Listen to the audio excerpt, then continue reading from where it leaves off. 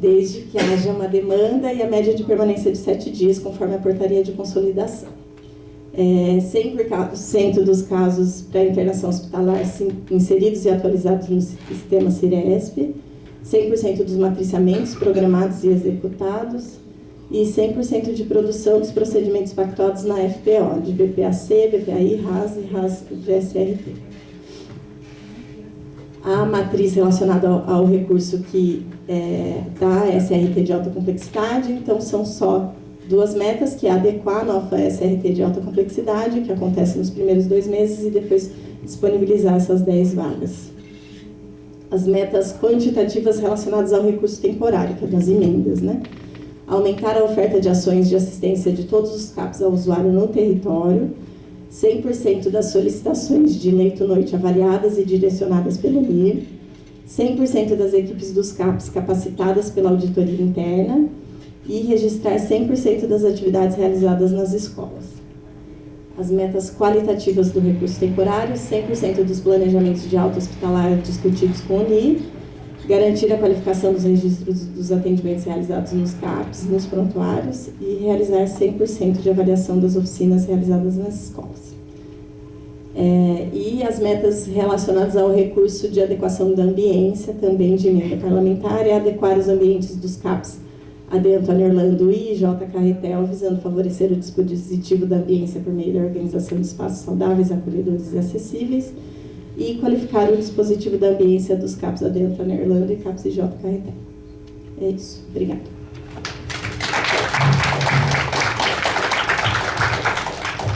Bom, Ney, obrigado. Dei agora então para o parecer do Conselho Fiscal.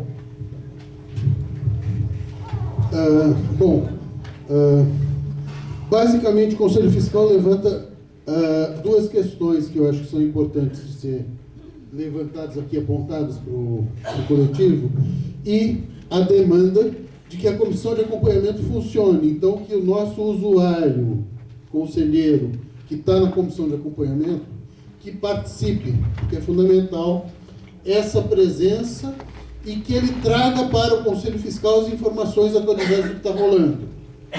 Tá certo? Bom, vamos lá.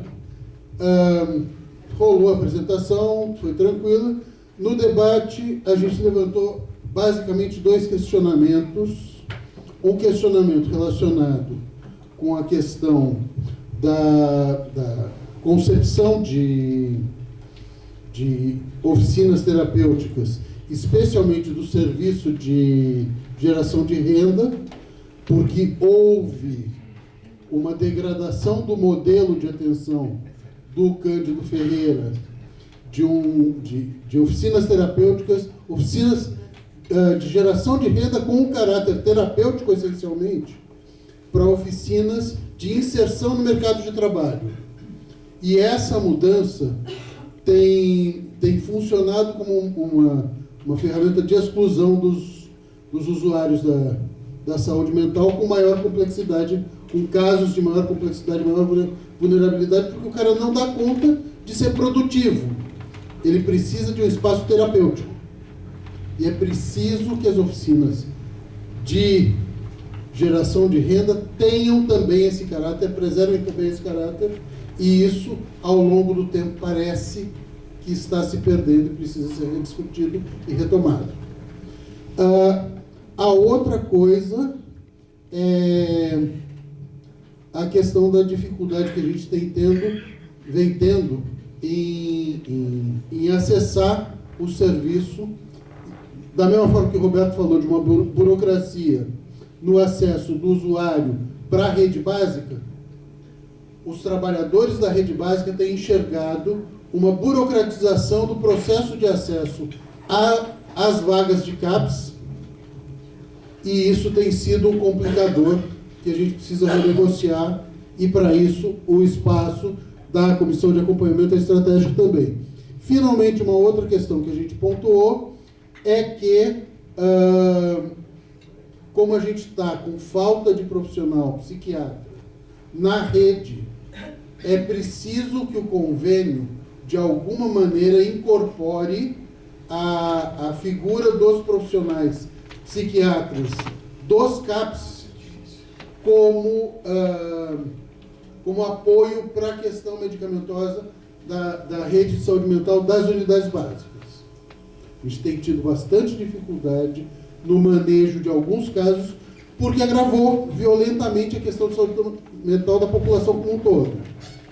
E na unidade básica, os profissionais médicos dão conta até um certo ponto, na hora que a coisa não avança, que precisa de um recurso mais elaborado, precisaria que o Cândido desse essa retaguarda para nós, e isso não está no convênio, o que é um problema.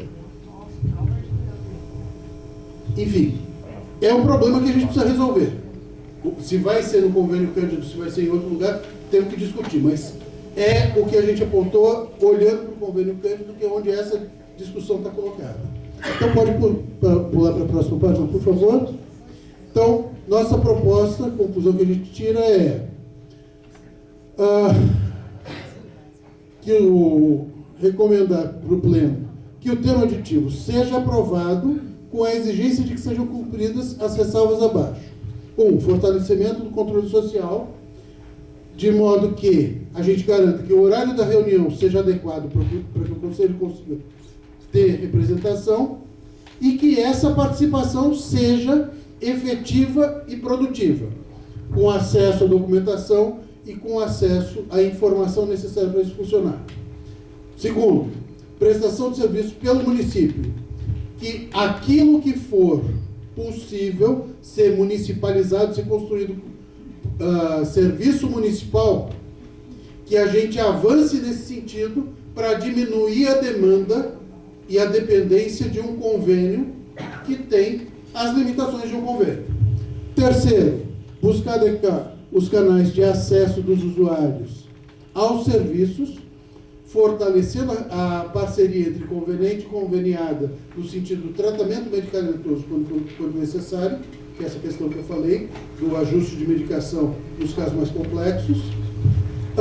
Melhorar a compreensão do papel da geração de rendas como instância de inserção do usuário no mercado de trabalho, ao mesmo tempo que dispositivo terapêutico, adequando as demandas de produtividade e qualidade da produção ao perfil do usuário de um serviço de rede substitutiva de saúde mental. E, finalmente, aquela questão que a gente vem colocando sempre, que a Secretaria de Negócios Jurídicos precisa parar de falar em vantajosidade econômica, olhando para salário, porque salário não é economia, é prejuízo para o SUS. É isso, obrigado.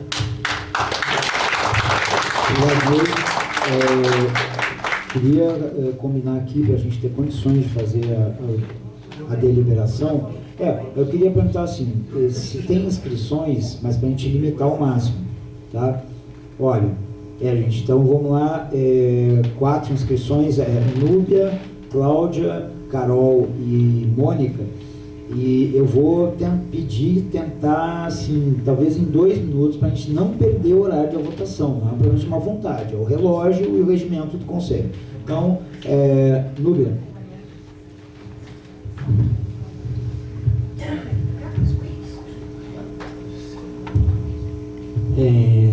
Nossa, gente.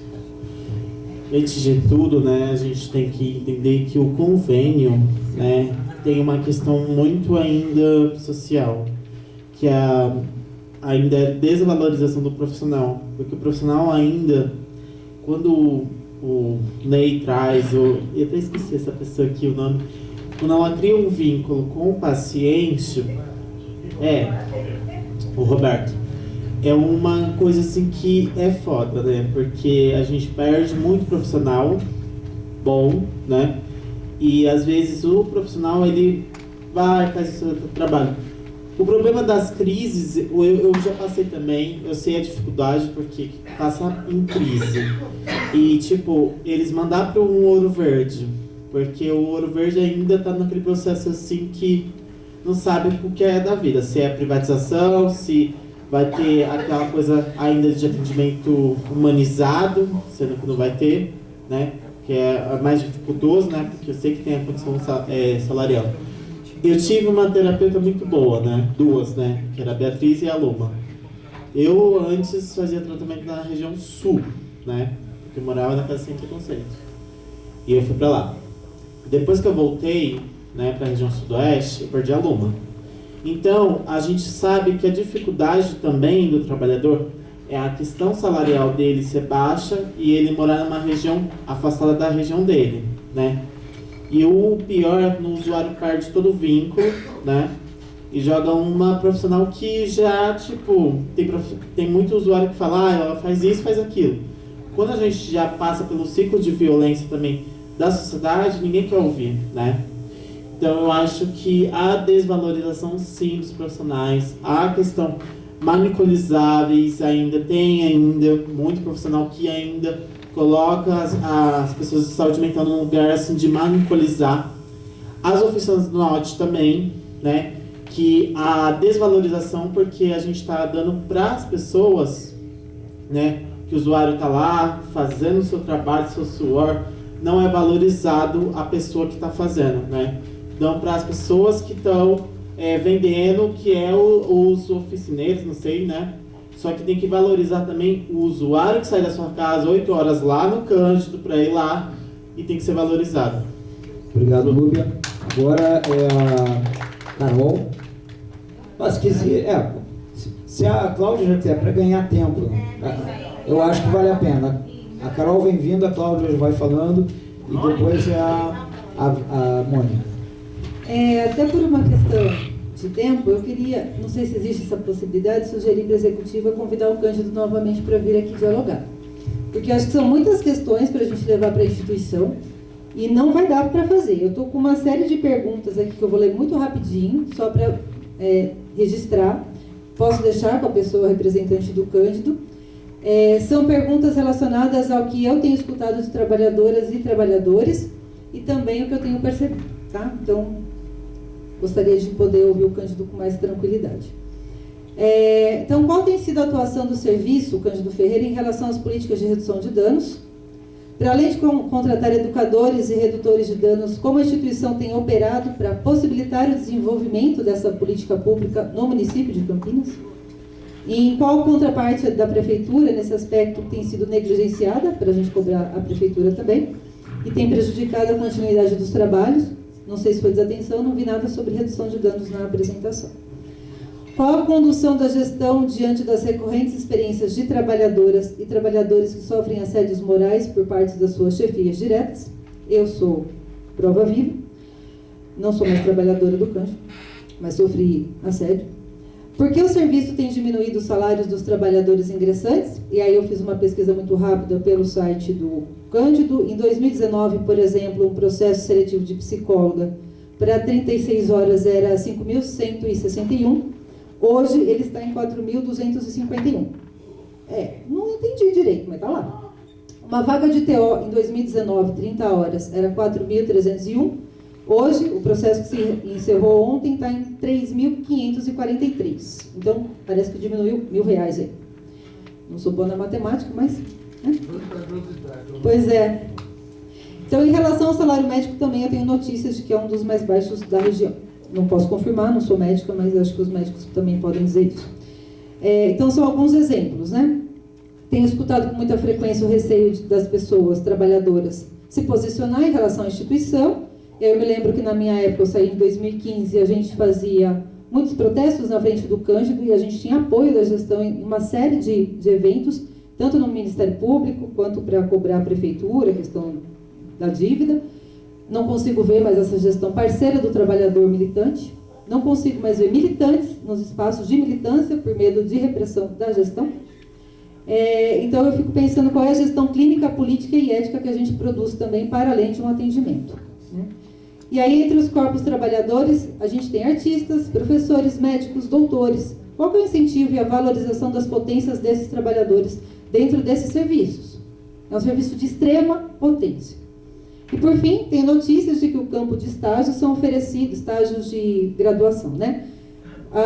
Fui professora de graduação, também presenciei isso. Solicitam-se uma contrapartida financeira da instituição privada, no caso. Para onde vai esse recurso?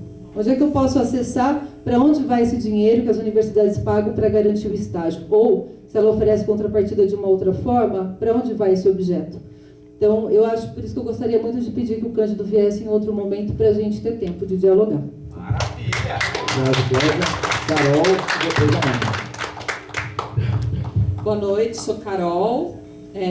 Estou no Cândido como trabalhadora desde 2001, fazendo aí aniversário de 22 anos em novembro.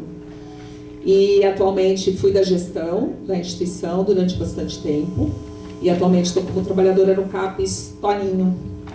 E eu me inscrevi para falar, para dialogar um pouco, né, com isso que o Conselho Fiscal aponta, em relação à questão da falta do médico psiquiatra na rede e da necessidade de essas pessoas terem um acompanhamento, vou chamar assim, né?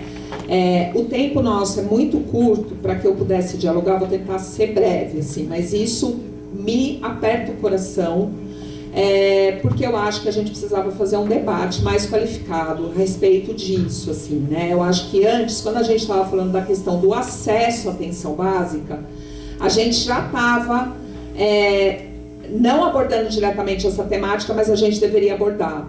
A pandemia produziu um aumento do sofrimento mental.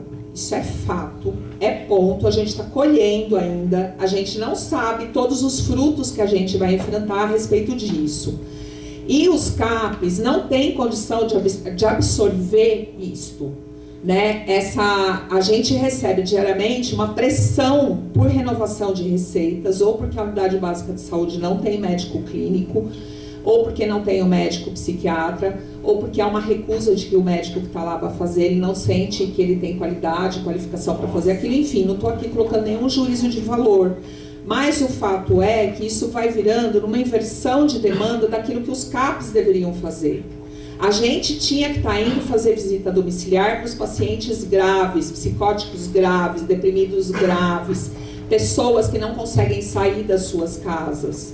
A gente tinha que estar num funcionamento interno para dar conta justamente dessa demanda que chega fora da hora, né? Fora daquilo que seria o programado, porque quem é de CAPES não pode ter as coisas totalmente programadas, um tanto pode ser programado, outro tanto tem que ter um funcionamento de porta aberta, né? E aí a gente fica com um tanto de usuários inseridos dentro do CAPES, que seriam de um acompanhamento ambulatorial, e a gente não dá conta de fazer aquilo que seria do CAPES. É angustiante para quem é trabalhador, né?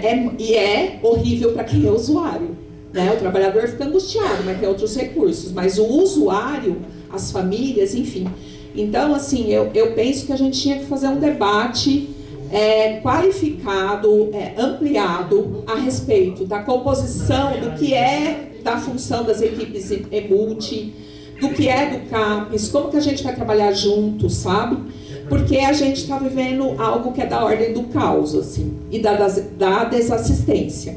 Então, era só esse ponto que eu queria colocar. Eu acho que não é tão simples assim, sabe? A gente coloca que, então, os médicos psiquiatras do CAPES, diante, inclusive, de pontos como esses que a Cláudia levantou, vão ter que dar conta de uma demanda porque não tem o psiquiatra que está lá, né? Não estou dizendo que o CAPES não tem que se implicar com isso, mas a gente precisa fazer isso como um problema de saúde coletiva, né? E pensar isso junto.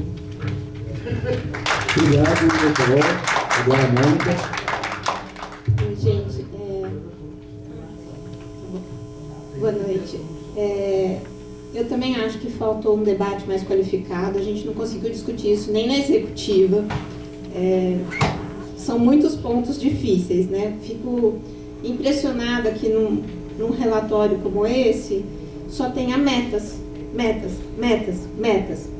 Em nenhum momento fala de cuidado humanizado, em nenhum momento fala de cuidado com base territorial, em nenhum momento fala de direito cidadão. São metas. Nós estamos absolutamente desassistidos. Não tem profissionais, não tem gestores. O meu CAP já trocou de gestor umas 3 vezes, eu já mudei de médico umas 4 vezes. Não tem referência, não tem alimentação. Eu fiz leito durante a pandemia, não tinha sabonete. Durante a pandemia não tinha sabonete no meu CAPS. Então, gente, é da ordem do absurdo. Os profissionais estão sendo agredidos fisicamente. A gente nem se fale, né? A gente leva peteleco toda hora. Imagine os profissionais. O psiquiatra do meu CAPS foi agredido gravemente e não retornou. A gente vai para um lugar que não é seguro, não é confortável estar no CAPS. Ainda assim é importante frisar que é a melhor opção que nós temos. O enfraquecimento da nossa rede de atenção psicossocial fortalece as comunidades terapêuticas. Então, é uma grande responsabilidade da gente, da Secretaria Municipal, do Conselho, da gente garantir que esse convênio seja de fato equânime, integral, de qualidade, não só metas. Não só metas. Então, e por último, eu gostaria de falar que a gente já conversamos na executiva, mas a gente precisa prestar atenção no núcleo de oficinas do trabalho. É grave o que acontece lá. É muito grave. Eu gostaria de saber por que precisa ter o meu CID no livro ponto aberto para todo mundo ver. Todo mundo na oficina sabe o CID de todo mundo. Por quê? Aonde diz que o CID é para ser público, gente? CID é sigiloso. Isso está nos livros pontos há muitos meses e anos. Não tem assembleia. É meritocrático. Você pega uma oficina de costura, por exemplo, tem usuário que nunca vai chegar na máquina de costura, porque não tem condições. E ela ganha menos do que quem tem condições. E ainda chamam de economia solidária. Isso não é economia solidária. Isso é exploração. É trabalho precarizado. É grave. É muito grave. Então, acho que a gente precisa, um dia, o Marcelo já até se disponibilizou, o que é tido como de muita qualidade e referência internacional, não é.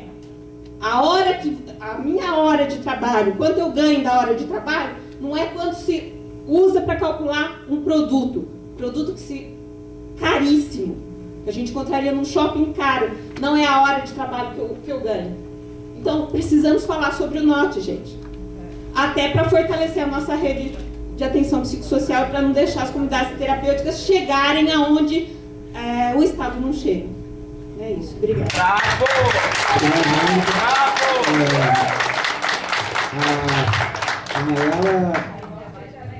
A Nayara, ela tem uma proposta de encaminhamento.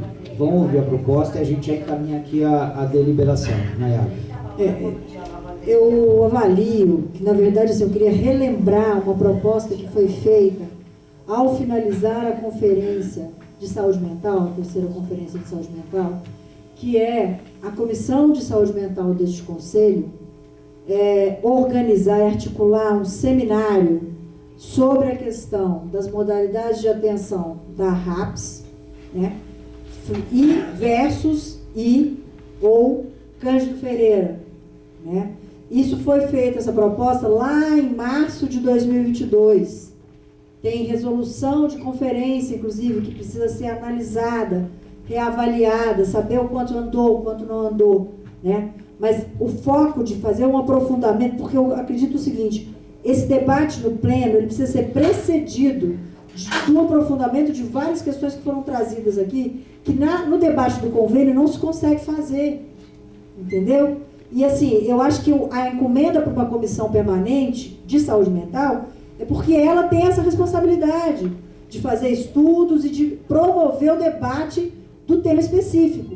Nós temos uma conferência que foi realizada, que precisa ser retomado o processo, né, das deliberações que foram feitas ali, e precisa aprofundar essas questões todas, que são muitas perguntas aqui que foram feitas, que diz respeito ao jeito de atender e os problemas, os desafios que foram colocados aqui. Vários questionamentos. Então, eu acho que o pleno não dá conta. O pleno pode, inclusive, homologar sobre propostas que forem desenvolvidas nesse seminário. Mas acho que o pleno não consegue aprofundar no tempo que ele tem. Então, eu sugiro que saia daqui uma deliberação do pleno para que a Comissão de Saúde Mental desenvolva, articule e promova um seminário para fazer o aprofundamento das questões que foram trazidas aqui. Pessoal, então vamos lá. Primeira questão, pergunta.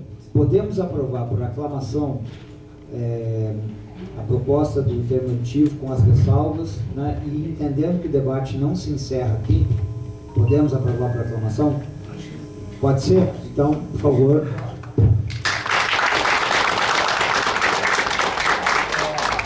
Segundo, a proposta é Nayara, né? da realização desse seminário e, obviamente, né, Mônica, Comissão Servimental, Mônica, uma das nossas coordenadoras agora na nova composição. Temos acordo também, fazemos a proclamação que a comissão construiu esse seminário já com um apelo, o Marcelo está aqui, de que a gestão componha a comissão, porque a comissão todas devem ter usuários, trabalhadores, gestores. Então já fica aqui essa observação e a Mônica, como nossa coordenadora da comissão, junto com a Lucimara, vai fazer os encaminhamentos. Podemos aprovar a proclamação, então?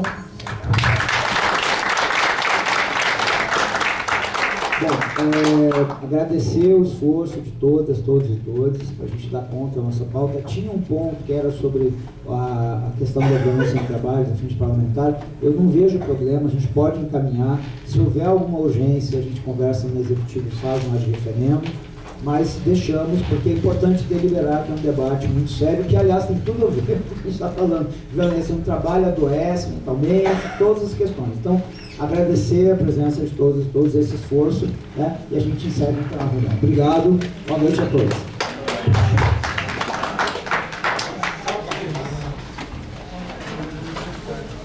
Até mais. Tchau, Ney. Tchau.